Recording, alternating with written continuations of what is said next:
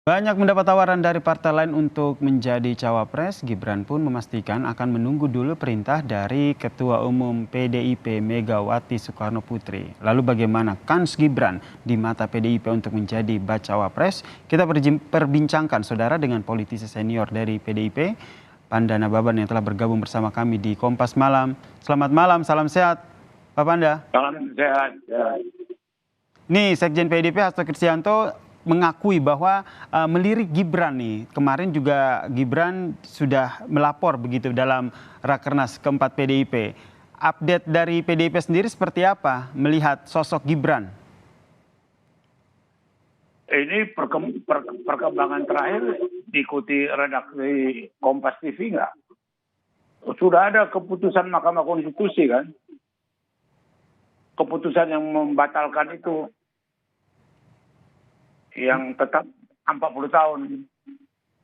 Jadi semua yang tadi kamu singgung pendapat dan pendapat segala macam sebelum ada keputusan. Karena memang sudah terkait dengan keputusan MK ini ya Bang ya? Iya, jadi kita pindah topik aja. Diketawai orang kita nanti. Oke, tapi kalau dari PDIP sendiri melihat sosok Gibran sendiri seperti apa? Iya, kader yang baik, wali kota yang sukses, ya kan? Ya kan, kita nggak tahu ke depannya nanti apakah dia menjadi gubernur Jawa Tengah atau gubernur DKI. Apa masa depannya terbuka lebar.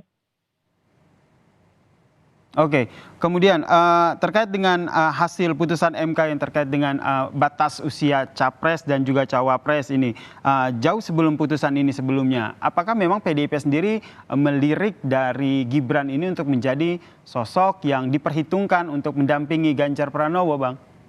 Nggak ada itu. Jadi gini ya, banyak kecemburuan kan iri hati melihat begitu solidnya PDI Perjuangan sekarang. Begitu kompaknya, dikarang-karanglah cerita. Macam-macam dikarang-karang cerita yang mau merongrong atau memperburuk suasana sehingga ada antipati sama PDI Perjuangan. Tidak ada cerita itu mau jadi calon wapres. Apalagi sekarang sudah putus Mahkamah Konstitusi yang menyatakan tetap umur 40 tahun. Ngapain lagi kita bahas itu gitu. Anda melihat bahwa siapa yang merongrong dan segala macam itu tuh lebih kepada pihak eksternal yang ingin ada keretakan begitu di internal PDIP sendiri? Iya, artinya ada aja mereka melihat tidak ingin melihat kompak antara Megawati dengan Jokowi dan Ganjar. Dikarang-karanglah cerita, dibuatlah semacam satu ada drama-drama. Padahal kedua tokoh ini, baik Jokowi maupun Megawati, orang-orang yang punya karakter, punya etik. Dan punya kalau istilahnya Jokowi itu punya budi pekerti. Jadi kalau disimak pidato dari Jokowi kemarin di Rakernas, itu sudah memberikan signal yang sangat kuat. Yang dikatakannya nanti setelah dilantik jadi presiden, langsung tidak usah tunggu, kerjain itu kedaulatan pangan itu. Itu langsung, bukan dikatakan jikalau nanti terpilih, nggak ada pakai jikalau dia. Langsung aja. Jokowi mengatakan nanti kalau sudah dilantik, langsung kerja. Persiapkanlah mulai sekarang. Oke, ini berarti sebagai sebuah penegasan bahwa memang tidak ada konflik begitu ya, hubungan antara PDIP, Ketua Megawati Soekarno Putri dan juga Joko Widodo ini baik-baik saja ya? Nggak ada itu, cuma dikarang-karang karena memang keinginannya dibuat-buatlah cerita membingungkan gitu loh. Kemudian ini, Bapak Anda izin saya potong, kemudian ini kan jelang pendaftaran capres cawapresnya begitu kan, sampai saat ini juga masih menjadi teka-teki begitu, cawapresnya Ganjar Pranowo siapa begitu. Memang tidak bisa disebutkan langsung oleh Bapak Anda ini, tapi bolehlah dikasih kode-kode ataupun hal apa yang bisa akhirnya bisa ditangkap oleh masyarakat begitu. Terkait dengan cawapresnya ini.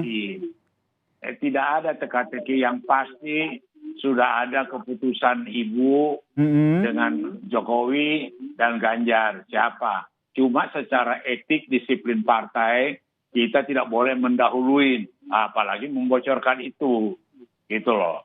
Apakah ini ada kaitannya dengan Ganjar yang tidak hadir di penutupan Rakernas dan diminta untuk ke Surabaya menemui orang spesial? Nggak ada. Di karang-karang aja itu, biar agak dramatis gitu loh. Termasuk kedatangan beberapa menteri ya, yang menjadi sorotan pada saat Rakernas. Ada Mahfud MD yang datang, kemudian kalau Sandiaga Uno kan memang sebagai bapilonya P3 begitu, tapi hadir sebagai Menko Parekraf begitu. Apa yang salah gitu? Kehadiran mereka bisa dianggap sebagai sebuah sinyal ataupun menguatkan bahwa wah di antara mereka nih bakal menjadi calon kuat cawapresnya Ganjar nih. Ya suka lah ditafsirin. Suka lah. Mau ditafsirin apa. Pak, kita melihat itu undangan biasa. Iya kan, itu wajar. Dan namanya satu persatu disebut Ibu Megawati. Menteri ini, Menkopo dan sebagainya. Itu kan disebut satu persatu. Oke, berarti penegasan juga nih, nama tuh sudah ada ya saat ini di Ibu Ketum Megawati Soekarno Putri? Ya sudah lah, Ibu Megawati itu kan sangat hati-hati. Mengumumkan sama dengan waktu Ganjar, cukup lama, banyak orang nggak sabar. Tetapi setelah diputuskan, itu kan semua solid. Dan juga perlu saya ingatkan, tidak ada partai seperti PDI Perjuangan membiarkan berkompetisi dua kadernya dalam satu partai untuk capres. Yang lainnya kan ketua umumnya. Golkar ketua umumnya, Gerindra ketua umumnya, PAN ketua umumnya. PDI Perjuangan dibiarkan Puan Maharani dengan Ganjar. Bayangkan itu. Dan setelah itu sudah diputuskan Ganjar. Semua patuh, semua ikut. Semua kompak. Oke, berarti masih menjadi rahasia begitu. Bisa saya katakan jadi teka-teki ya cawapres dari Ganjar Pranowo ini siapa? Tidak, tapi setidaknya bukan begini ya. Oh, bagaimana Pak? Itu ada timingnya, ada waktunya. Pada saat yang tepat. Itu kan ketua partai itu kan sudah banyak pengalaman. Dan dia membuktikan bahwa yang dipilih dia itu baik. Lihat dulu, Risma dipilih di Surabaya. Paten Surabaya, legendaris Surabaya. Sekarang Mensos. Nah kemudian dipilih lagi Ganjar. 2 periode gubernur. Dan sekarang jadi calon presiden. Jadi Megawati itu tidak sembarang memilih. Dan sudah teruji gitu loh. Selain soal elektabilitas, kemudian juga bisa mendongkrak suara dari Ganjar. Kemudian PDIP selalu menggaungkan sosok dari Pilpres ini berbicara sosok begitu dari capres yaitu Ganjar dan juga cawapresnya nanti. Menurut Bang Panda sendiri, Pak Panda sendiri, apa yang menjadi pertimbangan paling krusial dari Ketum Megawati Soekarno Putri sehingga menentukan ini yang pantas menjadi cawapres pendamping Ganjar? Dan tidak ada yang krusial, yang bagaimana menjadi pertimbangan itu gampang dibaca.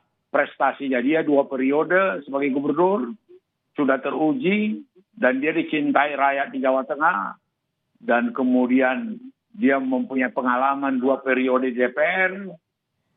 Nah, Ibu Mega melihat punya kemampuan lah ini. Untuk cawapresnya? Cawapresnya sabar nanti akan diputuskan itu. Sabar kita nunggu gitu loh. Baik, kalau begitu kita nantikan bersama ya Pak Panda ya. Kapan momen yang jadi tepat? Dengan begini ya, dengan pernyataan pidato Jokowi waktu di Rakernas yang mengatakan nanti setelah dilantik presiden itu langsung mengerjakan kedaulatan pangan. Itu dia bilang jikalau kau terpilih, jikalau Ganjar tidak, dia bilang nanti setelah terpilih. Baik. Berarti Jokowi sendiri hakul yakin yang jadi presiden itu Ganjar gitu. Baik. Jadi berhentilah isu-isu berhentilah gosip-gosip yang mengatakan Mega retak dengan Jokowi. Jokowi tidak dilibatkan. Inilah itu udah yang argo-argo yang picisan itu jangan diulang lagi gitu loh. Baik Pak Panda, kita nantikan juga ya seperti apa nanti momen yang tepat dari Ketum Megawati Soekarno Putri untuk mengumumkan siapa sosok bacawa pres dari Ganjar Pranowo. Terima kasih Pak Panda Nababan telah bergabung bersama kami di Kompas Malam. Salam sehat Pak Panda. Salam sehat.